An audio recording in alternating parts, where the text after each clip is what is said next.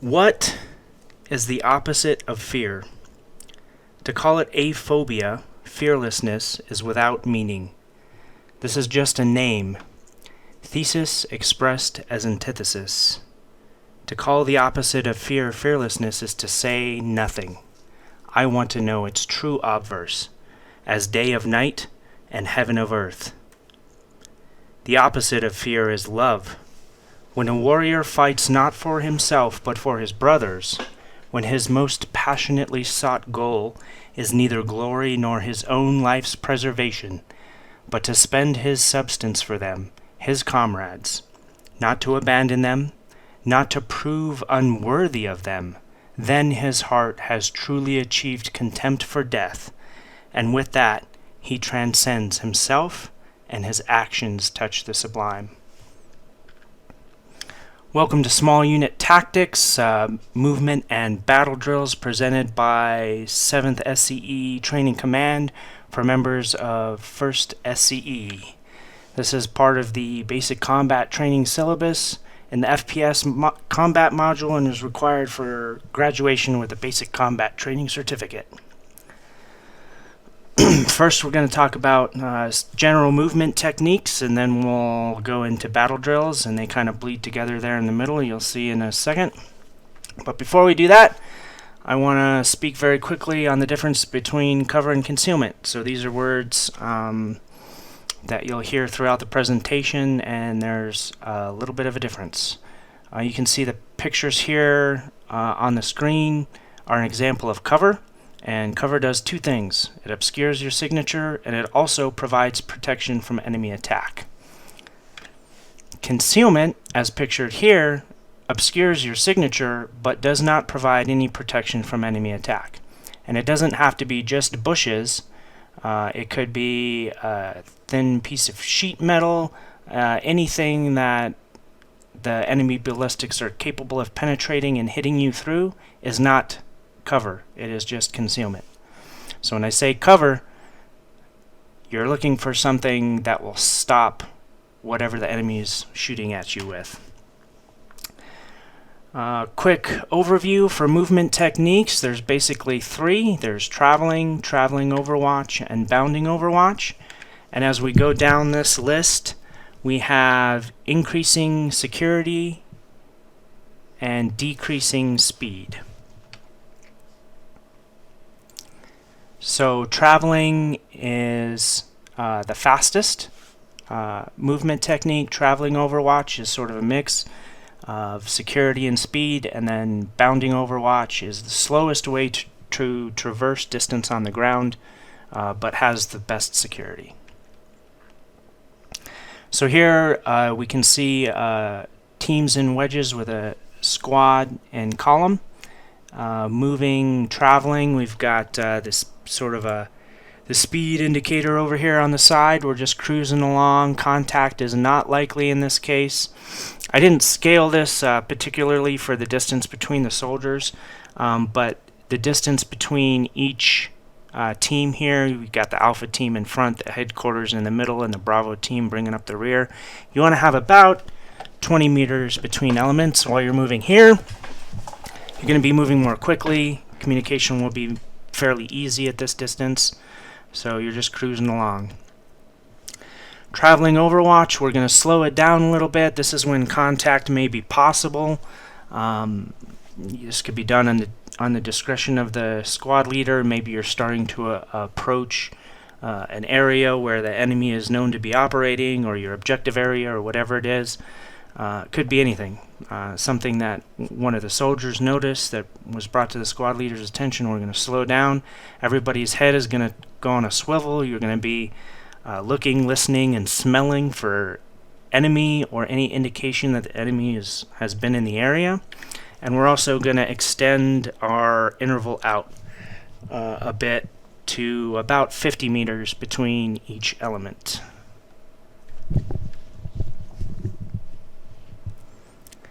Bounding overwatch, essentially what's going to happen here, now we're not moving continuously anymore. One unit is going to stay still and provide a base of fire, while the other element actually moves. So we have a covering element and a moving element, and they're going to take turns doing this. And this can be either when contact is expected, like you just saw some baddies out there. Maybe you saw Derp the Perp or Growler the Prowler or Skinny the Zinny out there, and you're worried about them canceling your life insurance. You're going to slow down, be methodical, and you can also use bounding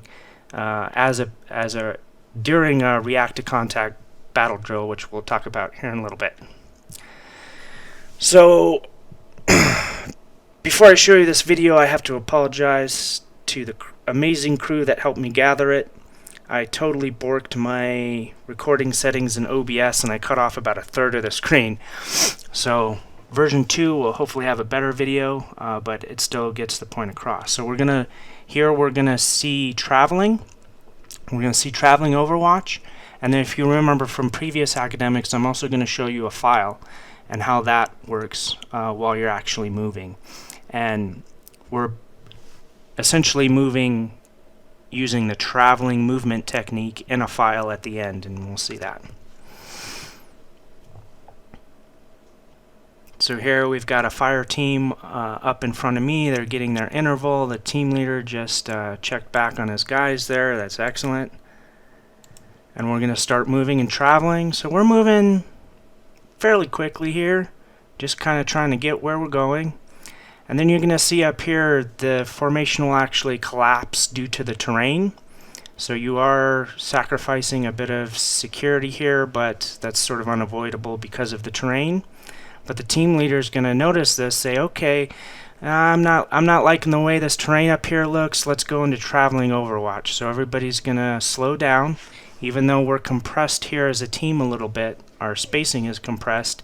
Everybody's going to slow down. They're watching these ridge lines, watching for enemies, watching danger areas, just keeping a close eye out for whatever threats may appear as we move down this little draw here.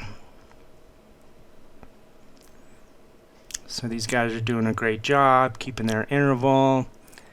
And once we get down here, maybe the team leader's like, alright, I really don't like being down here in this low ground. We're just way too exposed down here, and he wants to diddy bop out of here as quick as he can. So he's going to call back to his team to follow into a file, and he's just basically going to take off up this draw. Now we're traveling again, and this is a very fast travel. Haha. No pun intended. But you can see how quickly we're going to get out of this sort of little danger area down here. Everybody just lines up, and now we're hauling ass up out of this area.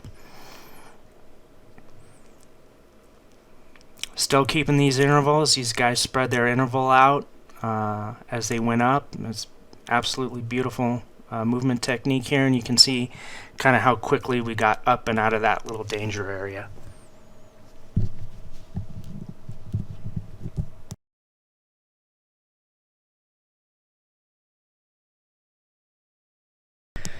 Okay, so before we go into what bounding looks like and start sort of exploring what a battle drill is, I want to talk about the laws of combat real quick. And the first law of combat, you should probably kind of already have an idea of what it is if you've been listening to the previous academics. The first law of combat is cover and move. So whenever you're moving, you always want to have some kind of cover. Now, if you're traveling, that's one thing. If you're in an active engagement zone or you're actively participating in a firefight, you absolutely have to have someone covering your ass. If you get spread out too much, if your communication breaks down, or if you're by yourself, you're fucked up and you need to fix yourself. So the very first law is cover and move. You always want to have an element covering the element that moves. The second law is simple. A lot of us have probably heard the KISS principle, keep it simple, stupid. Well, what's more simple than keep it simple, stupid? Well, keep it simple. Well, what's more simple than keep it simple? Just simple. If you're making shit too complicated, you're just introducing more variables that are probably going to fail. This is where that saying a plan is just a list of shit that doesn't happen. That's where this rule comes into play. Law 3 is prioritize and execute. Whoever pluralized the word prioritize should be executed in the street, because you can only have one priority at a time. So this is at an individual level. Generals do this, individual soldiers do this. You have to be able to set your priority and then execute based on that priority.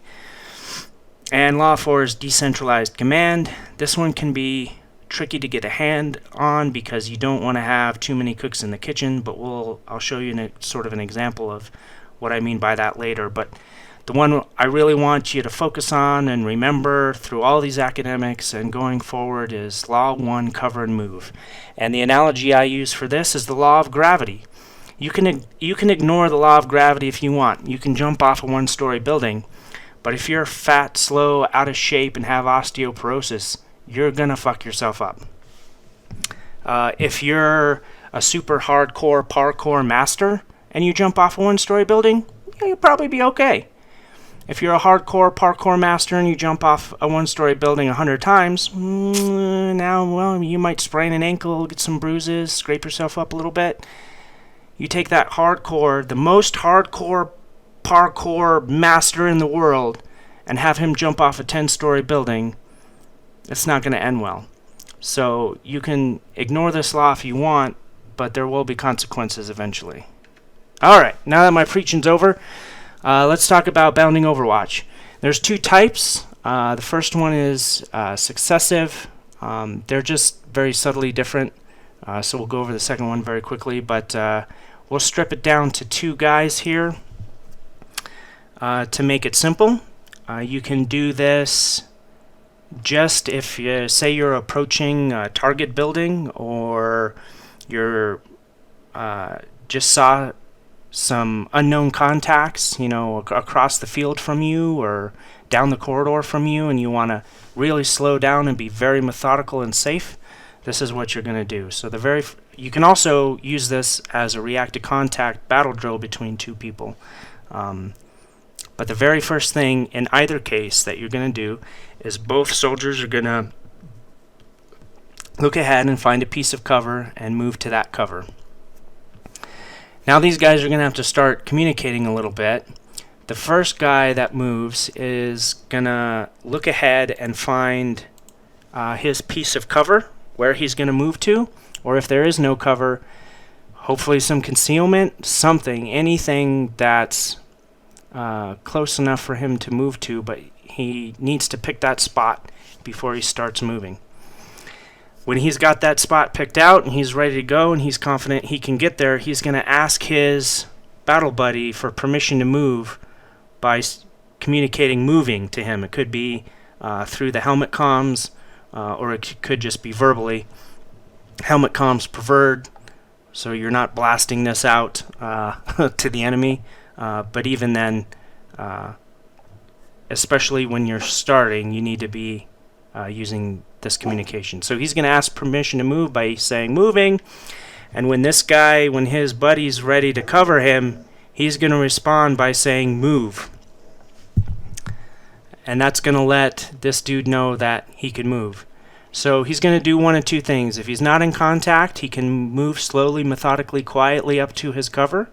Or if these guys are receiving fire from the enemy right now, he's going to want to do this bound in just a couple of seconds. And the best way to gauge that is in your mind is when you get up, you're going to say in your head, I'm up, he sees me, I'm down. And by the time you finish that sentence, you should be behind cover. So depending on the situation, he's going to do one of those, fast or slow, doesn't matter. When he gets there, he's going to say set. Now he's in position, and this guy knows that he's no longer moving, he's good to go. Now they're just going to switch. The person who is just covering is going to select his piece of cover or the location that he's going to bound to. He's going to ask permission to move from his buddy by saying moving, and the buddy, when he's ready, is going to say move. So What I mean by ready is, if you're doing this quiet, the cover person is actively scanning for enemies, his weapon's good to go, everything's good to go, he can wreck shop if he needs to. If you're under fire, you're going to be blasting cover fire for this guy as he moves, and that's what I mean by ready.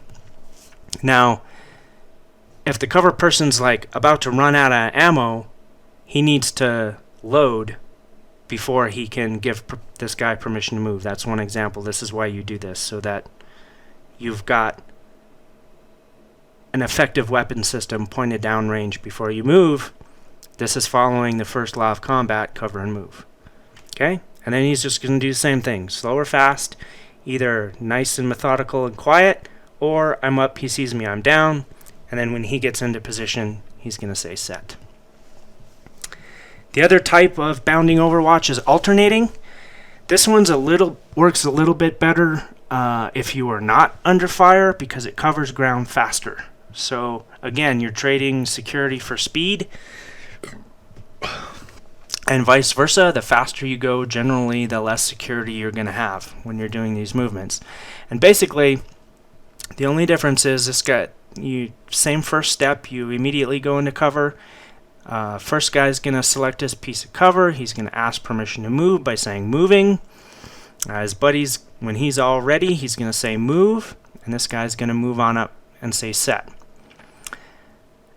The difference now is this gentleman who's about to move is going to bound past the position of the initial bound, and this is going to cover ground more quickly. And you can see once they complete their communication here and he's ready to move, this is a much longer distance now. And so if you're a sprinter, you might be able to go that far. While you're saying I'm up, he sees me, I'm down. If you're really fast, maybe you can get past. And I also want to point out that you don't have to always do one or the other. You can mix these in, and you're going to see these guys do this in the next video. So it doesn't have to be alternating or successive. You don't have to figure out, you don't have to talk about, are we going to do alternating or successive? It doesn't matter. This is just the differences between the two. Okay, and then he moves up, says set. Same thing. You're just moving past the person who just bound as you're moving. Okay. So you can bound by teams. Now once you get to the team level, it's going to be the team leaders just talking to each other instead of saying moving, move, all that stuff. The team leaders are just going to talk. They can just talk face to face, or they can talk through their radios, whatever it is. Maybe the Bravo team leader says, okay, I'm going to move out to these crates, outside this outpost. Are you guys all set? Can you cover me? Yeah, okay, I'm going to go. And then he goes up, and then he'll call back on his radio and tell the Alpha team leader, okay, we're all set, you guys can come out. And he can come out, but you're still following that first law of combat, cover and move.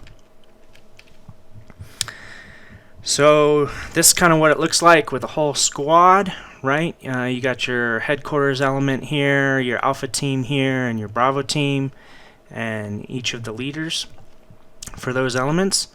And at this point, the squad leader will be dictating to the team leaders. He may say, the squad leader is going to pick up and say, hey, you see those cargo containers up there? There's 2 SCU cargo containers over there. I want you to move up to those and cover towards the bunker.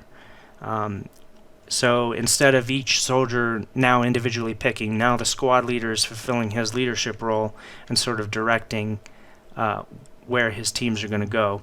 So this team now is in cover, and they're going to be covering. He'll report back to the squad leader, hey, we're all set. Got to keep that communication going. And then the squad leader will then pick their next piece of cover, and the Alpha team and the headquarters element can then move up to that piece of cover. But always cover and move, cover and move, cover and move. Okay, this is where I'm really mad I cut half the screen off. because Retriever Sexy Ass only gets about half the screen time he deserves. But these guys do a great job. I think it was Chamdrin who was doing the other position here. So thank you guys. You guys do a beautiful job. So basically, this is just a basic battle drill, react to contact with two people using bounding. So we're walking along, doing traveling overwatch, kind of slow, and then you can see the op force starts shooting. So now this turns into react to contact, and these guys are going to start bounding. So Chamdrin over there is shooting. He moves up. He's going to say set. Now he's shooting. Now Retriever's going to move up. There's Retriever. You saw Retriever. He didn't have any cover, so he just hit the deck because he was up too long. He said, I'm up. He sees me, I'm down. He's like, oh, I know this is too long, so he just hit the deck in the open right there because he didn't have a piece of cover he could get to. I think Chamdrin right here, we were having all kinds of bugs with the positioning. So I think Chamdrin just had a hard time right there getting his character to do what he wanted with the bugs, but he moves up to cover. Now he's shooting. Retriever asks permission to move. He's moving up to cover, so these guys are just constantly talking back and forth, and there's always somebody shooting while the other guy is moving. And you can see how very slow and methodical this turns into. Yeah, see, Chamdrin hit the deck right there because he didn't quite make it to his piece of cover, but he's got some concealment there.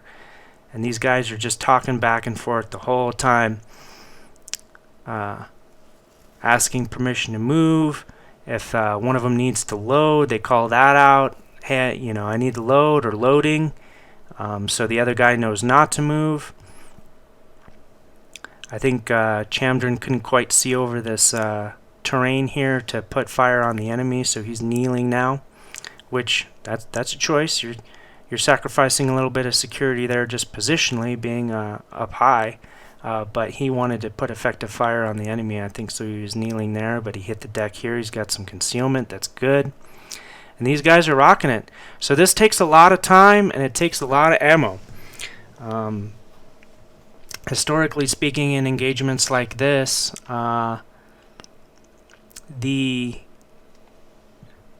whatever force that runs out of bullets first is the one that loses because of things like this. So it takes a lot of time, a lot of resources, and that was a pretty long lane that we did. But I kind of wanted to give you guys some good examples of those individual movement techniques and the good choices these guys were making while they were moving up. Alright, so now we're going to talk about squad battle drills. Let me check chat real quick. Oh, it's Simon. Thanks, Draver. Yeah, I couldn't remember who it was. He was having a hell of a time trying to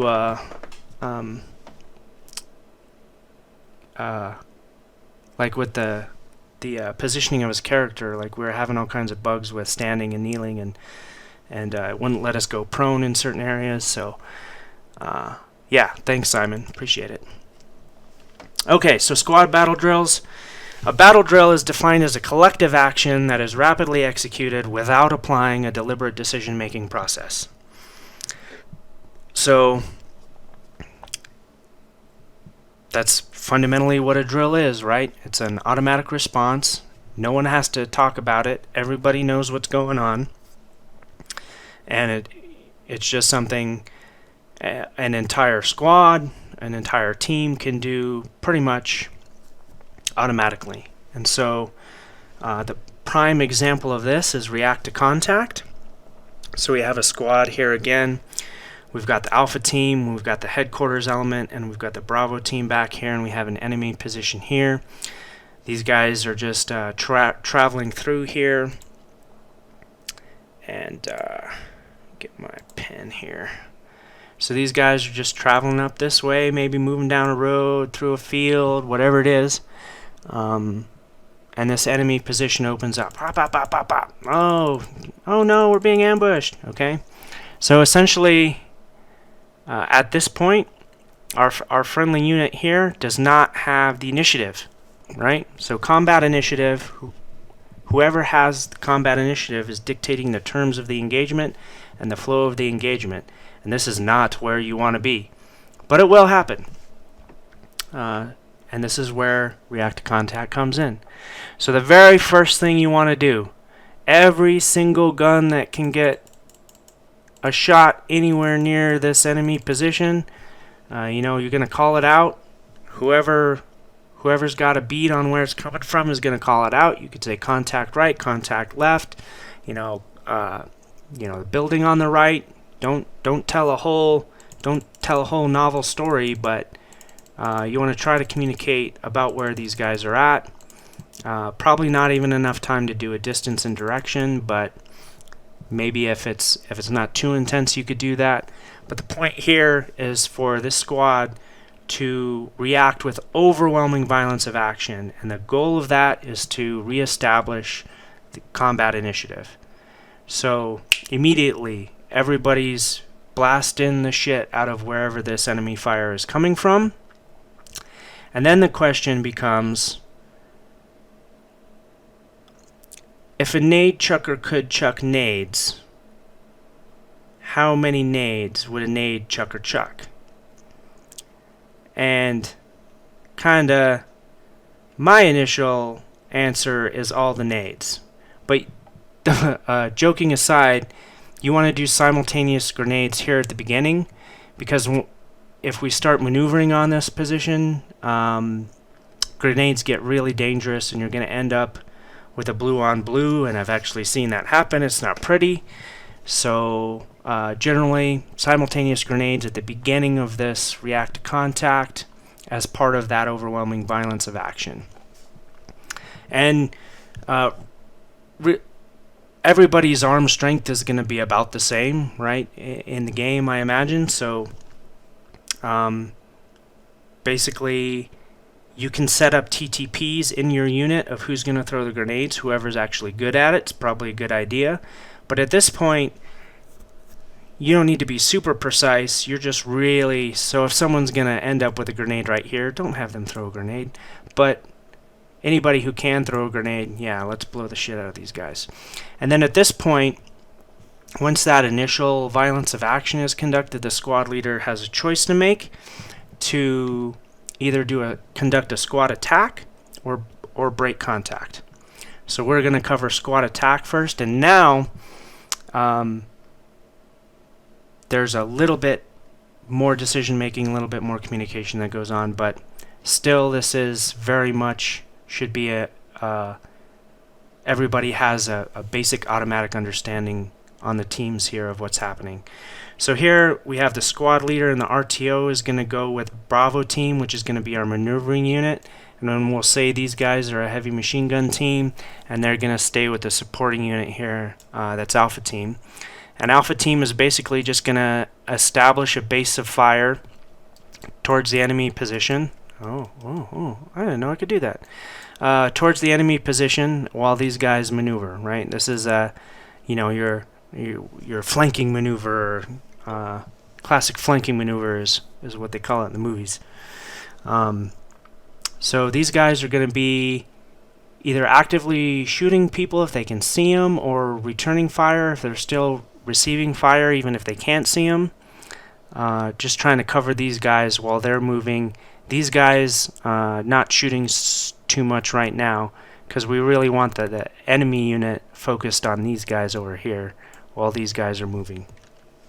Okay, so they're going to come out here to their flanking position and move up on the enemy. And like I said, these guys, you could be taking pot shots at guys if you see them. But these guys can still be blasting a little bit here and there. You don't want to expend all your ammo right away, but you want to let them know you're still here, and basically keep them thinking that the whole element is over here. That's the intent. May not work out that way, but so these guys are shooting. These guys are a little quiet while they're moving up. And then as these guys get close to this objective area, this is one of the examples where decentralized command can come into play, and it's a good example. Once these guys start getting close to where these guys if they had continued sort of plinking and shooting and blasting and distracting and providing covering fire, if that starts to impinge on where this team is at, that's when we need to call shift fire. And essentially everybody's gonna, these supporting elements now are gonna shift their fire away from the enemy position, but they're still gonna be acting as a distraction over here while these guys come in, because these guys are about to come in and wreck shop.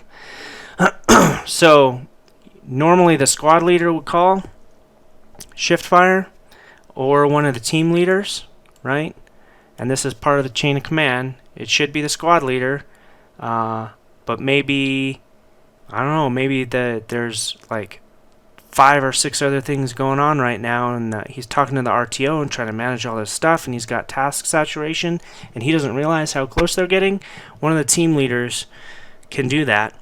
Well, maybe the team leaders don't catch it either. This is where decentralized command comes in. Everybody knows the battle drill. So any one of these soldiers can call shift fire. Like this guy's gonna yell it up to here, and everybody's gonna repeat the command: shift fire, shift fire, shift fire. This is kind of like when you're on the shooting range. Anybody can call ceasefire if they see a safety issue, right? That's an example of decentralized command. So they're gonna shift fire first as these guys start getting close, and then once this team is actually on the objective, then you're gonna call lift fire. And at that point, these guys are not really providing covering fire anymore. These guys are going to be more in the shit, actually killing folks. And then this team is going to come in and clear the objective. So you have a unit that came in from here and a unit that came in from here. And at some point, the squad leader is going to call a limit of advance. So hopefully if you've been training aggression into your guys, sometimes the guys will get carried away, start chasing people, or just, you get the blood pumping, you get that adrenaline going.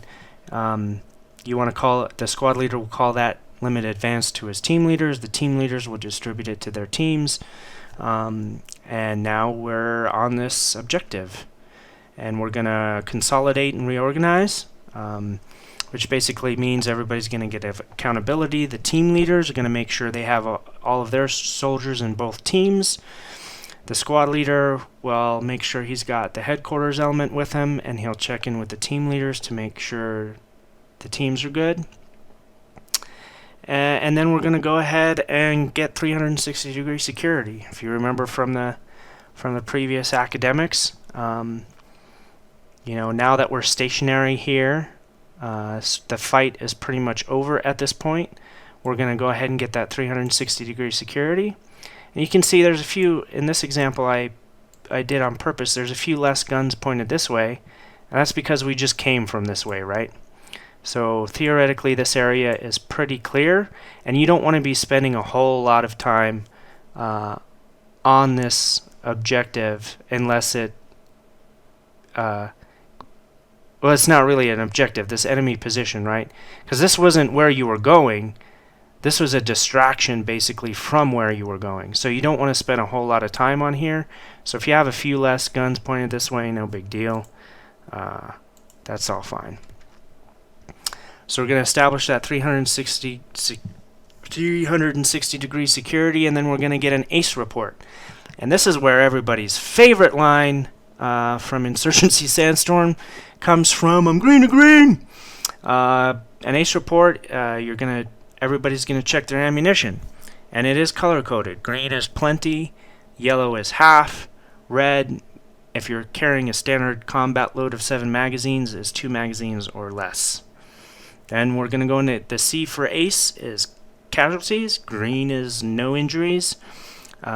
Yellow is a minor injury, like maybe a sprain or a cut, something that you can kind of handle within the team and continue your mission. Or red is you've got a soldier that's down or so badly wounded that he's no longer combat effective and he's going to need medevac. And then the E is equipment.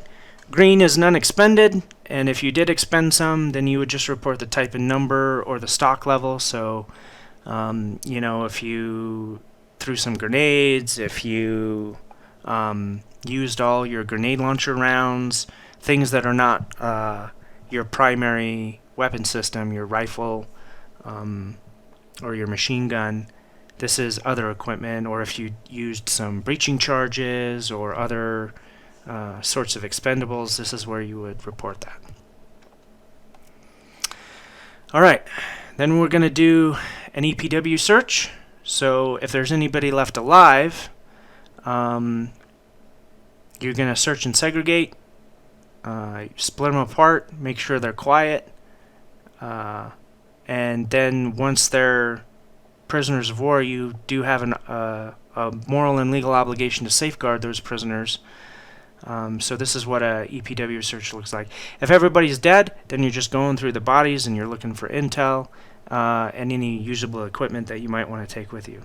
But you want to keep them separated, make sure they're not communicating, and really break up their command structure and make sure they can't communicate with each other. And you're going to do aid and litter.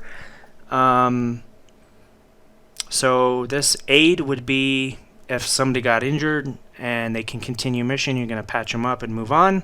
Litter, this is where you would call for a medevac and get those folks medevaced.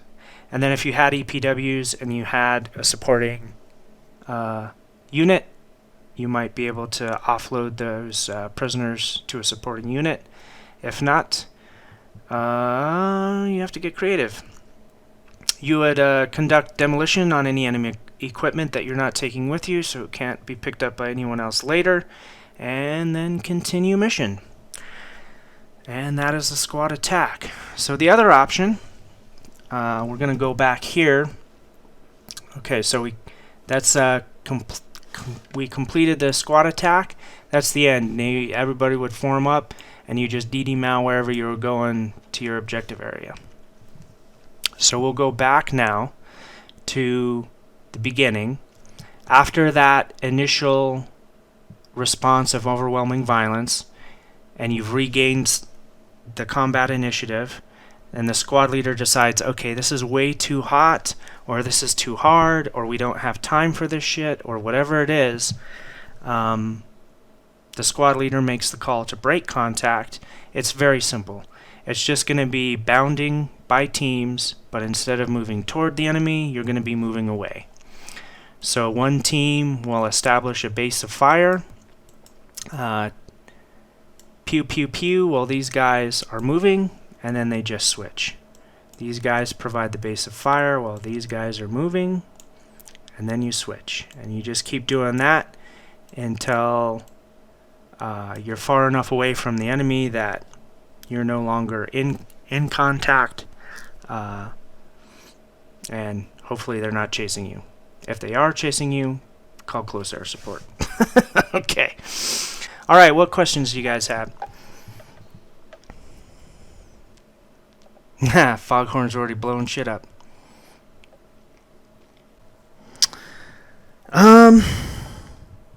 So smoke isn't... I know it's cool. Yeah, I know it looks cool. In game, first of all, there isn't any in Star Citizen, and we haven't found a good use for it in Insurgency.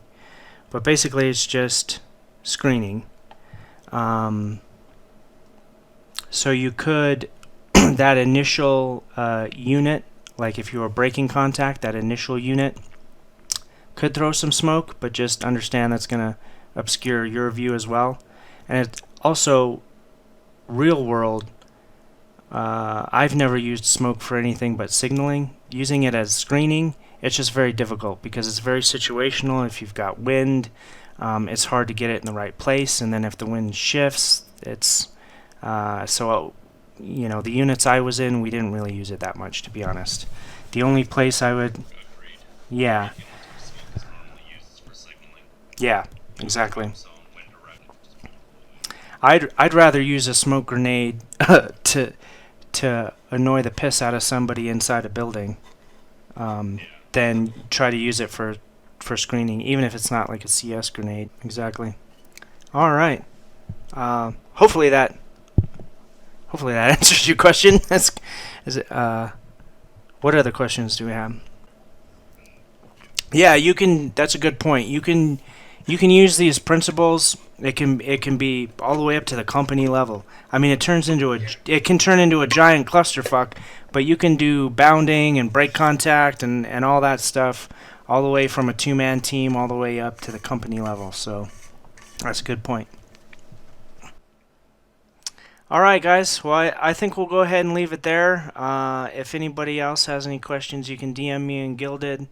And let's go kill them first.